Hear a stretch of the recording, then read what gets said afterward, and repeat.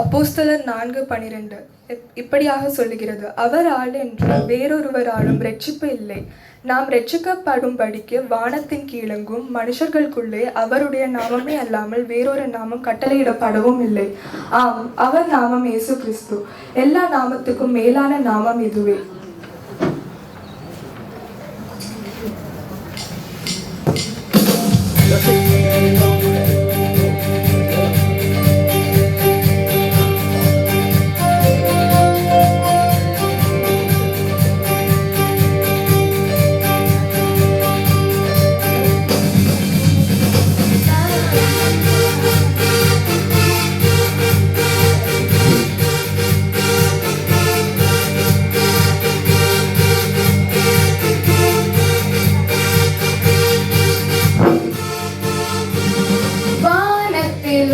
இந்த பூமியிலும் வல்லமையானோரு நாமம் உண்டு. வானத்திலும் இந்த பூமியிலும் வல்லமையானோரு நாமம் உண்டு. மனுஷனுக்குள்ளே வல்லமையான வேறொரு நாமம் இல்லை. மனுஷனுக்குள்ளே வல்லமையான வேறொரு நாமம் இல்லை. அவர் நாமம் இயேசு கிறிஸ்து. அவர் நாமம் இயேசு கிறிஸ்து. அவர் நாமம் இயேசு கிறிஸ்து. அவர் நாமம் இயேசு கிறிஸ்து. அவர் நாமத்தில் மன்னிப்பு உண்டு. அவர் நாமத்தில் ரட்சிப்பு உண்டு. அவர் நாமத்தில் மன்னிப்பு உண்டு. அவர் நாமத்தில் ரட்சிப்பு உண்டு.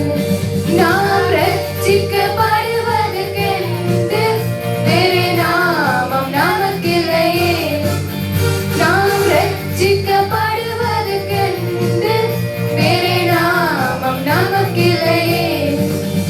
அவர் நாமம் இயேசு கிறிஸ்து. அவர் நாமம் இயேசு கிறிஸ்து. அவர் நாமம் இயேசு கிறிஸ்து. அவர் நாமம் இயேசு கிறிஸ்து.